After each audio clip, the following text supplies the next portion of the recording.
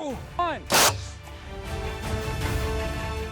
Today we test how before CGI, they shot actors with arrows using practical effects. Some of the effects I'll be building today are pop-up arrows, steel-pronged arrows that shoot into wooden armor, and even cannons that launch hundreds of arrows at a time. There's not a whole lot of information on how they did this stuff back in the day, so I'll be having to figure it out on my own.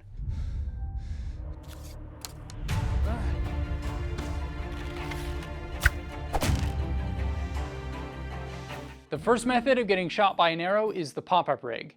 I've got monofilament rigged to this pop-up on the shield, and it's anchored to my belt loop. So now when I raise the shield, it pops out. Idiot! I broke the string. Essentially a spring-loaded lever that hides underneath your costume, and then the arrow folds over to the side out of view.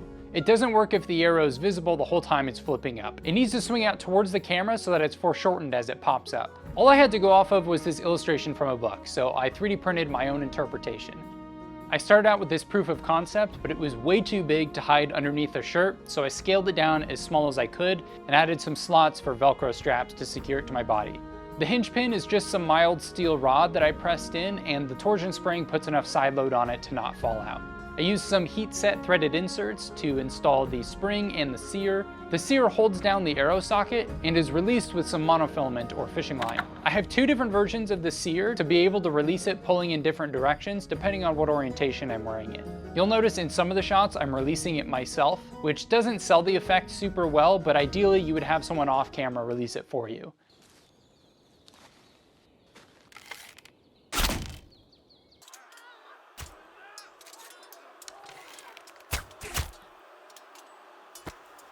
For camera shots where I was already struck with an arrow, I needed something to hold the arrow on me and be hidden underneath my shirt. I came up with this design. It's printed from TPU, which is flexible to be able to conform to my body. It has a heat set threaded insert that's installed into a counterbore from the back side of the part. This is especially important with flexible parts because when you bend the part, the hole around the insert opens up. There's a stiffener down the front to keep the weight of the arrow from bending it down. And of course it has loops for Velcro one wrap to attach it to me. For the threaded arrow, I cut the head off a screw and then drilled an undersized hole so that I could try something new, which was to heat up the screw before inserting it, kind of like how knife makers heat bed a tang into a handle. I'm not really sure it was any better than threading it in cold in this case, but it was cool to try. So in the movies when they get shot with arrows and then they break them off, I've always thought that was like nuts. Can you imagine this thing inside of you, wiggling around while you're trying to snap this in half? That sounds horrifying. Don't break it, push it through. Pushing the fleshing through. So one of the crazier ways that before CGI they would make it look like an actor got shot with an arrow is they would have the actor wear special protective armor under their costume and then would shoot them with an actual arrow. But these weren't just any arrows, they were tipped with hardened steel spikes so that they would stick into the actor's armor. You're probably thinking, that's wild. Why would they take the risk and not just use a pop-up rig? Well, pop-up rigs don't work with every camera angle. Steel-pronged arrows are great for straight-on shots when the pop-up rig couldn't be hidden. In Braveheart, one of my favorites, they used pronged arrows a ton, and you can notice them if you watch it back frame by frame. Lots of arrows shot at shields. One guy you can see grab the pad on his thigh. One dude takes one in the foot. And a lot of shots where the arrow is already placed on the body and they just sell it with a quick cut and a reaction.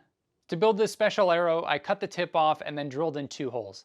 Then I sharpened some hardened steel wire, mine were 40 thousandths diameter, and I CA glued them in. Oh, and I forgot to mention, the trick to making this shot safe is guiding it with a wire, although they didn't always use this safety measure. In this case, I used monofilament. This way we can be almost certain where the arrow will land every time. To connect the arrow to the wire, I installed the world's tiniest eye screws at each end of the shaft. The threads on these are so tiny, it's hard to believe they actually bite. They also used to use piano wire or music wire, which is hardened steel wire, presumably so that they can go even thinner while still having a really strong wire.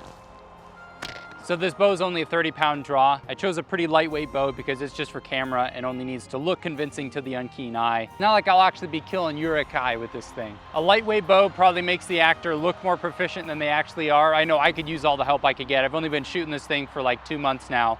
So I gotta make some wooden body armor to protect me against the steel-pronged arrows. I've been referencing this book called Secrets of Hollywood Special Effects, and they call out their old school recipe for body armor, which is 1.5 inches hardwood, backed up by 1/8 inch steel, backed up by heavy sheep's wool and leather padding. I think that is incredibly overkill. 1/8 inch of steel, that's a bit much. I think most of that is just to make the actors feel better about getting shot by an arrow. And from my testing here with my arrows, the way I'm shooting them, into plywood, I think 1.5 inches of plywood is going to be totally sufficient, but I am going to shape it to be a little more curved to hide underneath my shirt, so it will reduce the thickness a little bit. We'll be okay.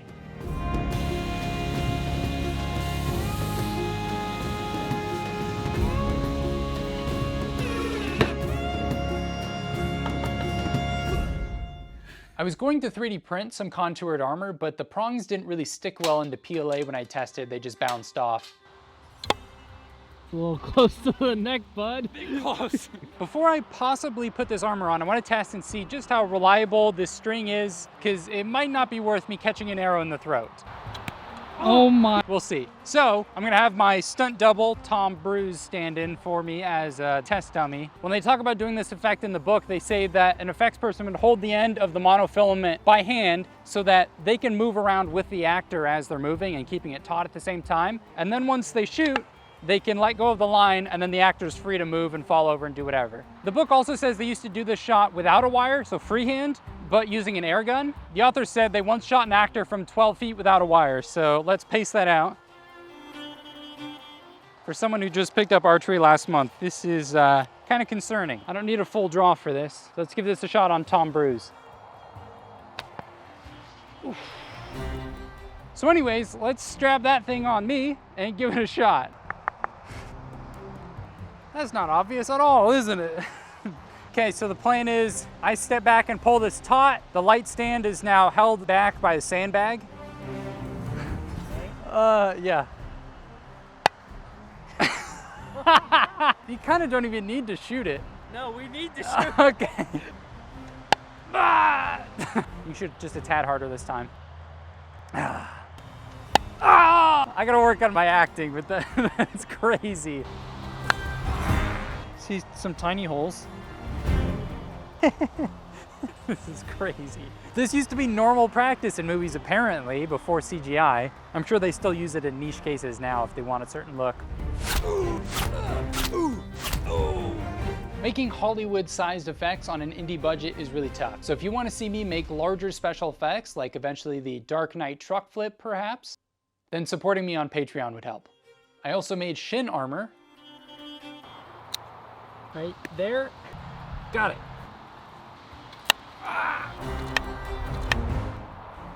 Yeah, finally split the arrow. I also made this tiny plate for smaller areas like the shoulder or the butt. Yeah, there's a lot of trust, dude.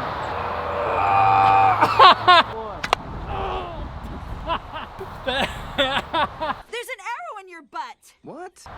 That was 100% not acting.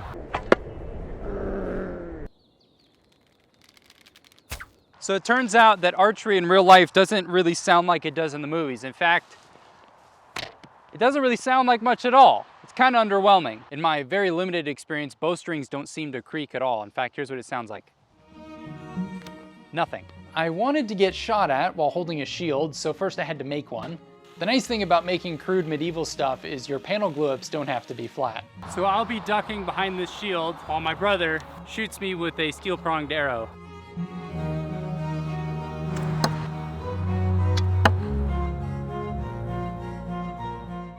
This is crazy. We just reviewed the footage from that, and this arrow comes in completely horizontal while the others come from the sky. If we had a ladder and more people, we could have made this work, but instead we switched gears and tried this same shot with the pop-ups instead. This shows how these effects can be better in some cases than others. I was having trouble triggering all three at the same time with the angle I was pulling. Why don't you put an eyelet right on the edge, then no matter what angle you could just do the same.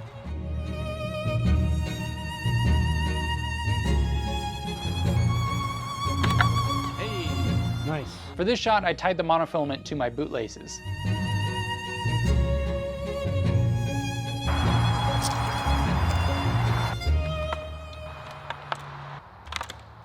I love learning new things, and this channel started with me learning how to build stuff, and now I'm combining that with learning special effects. And a great resource for learning new things is this video's sponsor, Skillshare. What I really love about these videos I make, aside from building stuff, is learning filmmaking. I'm not very good at it, but filming skits to incorporate the stuff I build is super fun. So I took a class called Cinematography Basics, Understanding Filmmaking Style, and I really am excited to have finally learned a method to create shot lists. Planning out scenes can seem kind of complicated to me. I gotta have stuff written down to keep track of it. I'm a big notes guy. I've been using a method I made up, but I'm glad to have finally learned a more thought-through method that I could use when collaborating with other professionals on the same project.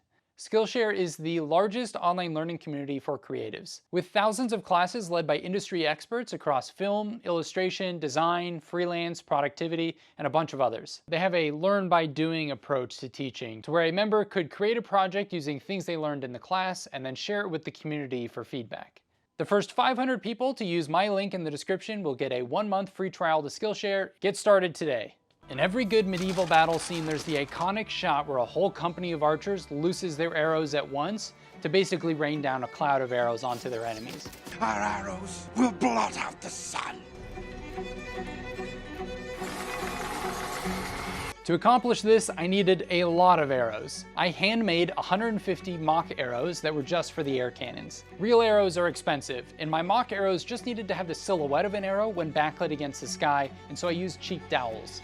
I was gonna 3D print a bunch of arrowheads, but then I figured I could just sharpen the tips of the dowels and then paint them black. I thought about how much time it would take to mask the tip of every arrow and spray paint them black, so instead I just dipped them in thin paint. I printed a guide to evenly space out where the fletching would go, and then I CA glued the fletching on.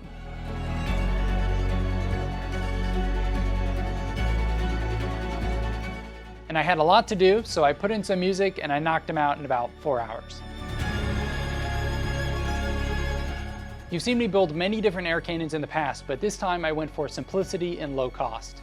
I got a tire-beating air cannon, which conveniently came with a big 1.5-inch port on the side, and a 12-volt solenoid valve, which should be pretty quick and high enough flow for what I need. The barrels are a PVC pipe with a 3D printed reducer epoxied on and a foam sabot. My first test was promising, but I was pretty disappointed with how short they landed. Don't tell my HOA I'm testing ancient weapons in their park. And for the rest of the cannons, I happened to buy nicer valves that cost twice as much as the one I used on the yellow cannon. Oh my God! That was spectacular. That went like 3 times the distance as last time. Who would have thought that a really cheap valve would have had way less flow than a high quality one? I tested a couple different barrel diameters, and of course the smaller diameter shot less arrows further, but I found the larger one had plenty of power to go the distance I wanted, and it held more arrows, which meant I needed fewer air cannons. I gotta make sure no one's walking their dog down there before I rain hellfire down upon them.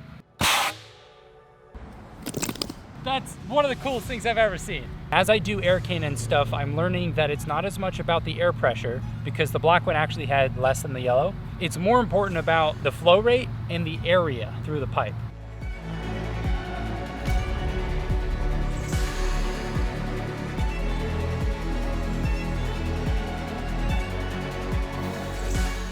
And 3, 2, 1.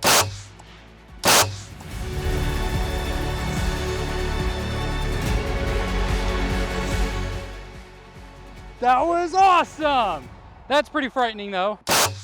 For liability reasons, I cannot recommend that you use 3D printed parts and PVC plumbing for compressed air.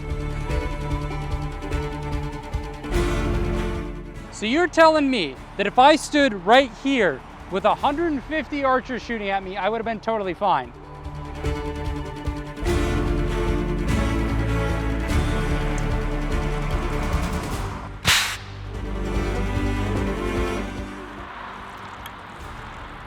Let's freaking go! That was the money shot. Panning through the sky, just like every ancient warfare movie ever.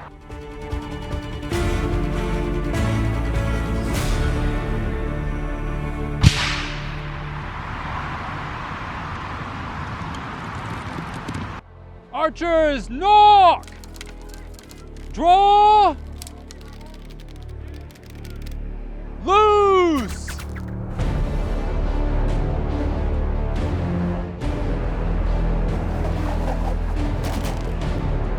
Man, I am fired up about learning special effects and combining it with my fabrication skills. It is absolutely what I want to be working on right now, and so I hope you guys are enjoying this. Let me know what other practical effects I should build next.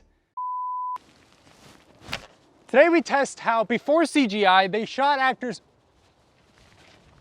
The effects I'll be building today are pop-up arrows. Today we test how before CGI they shot, god dang, I'm too good at that.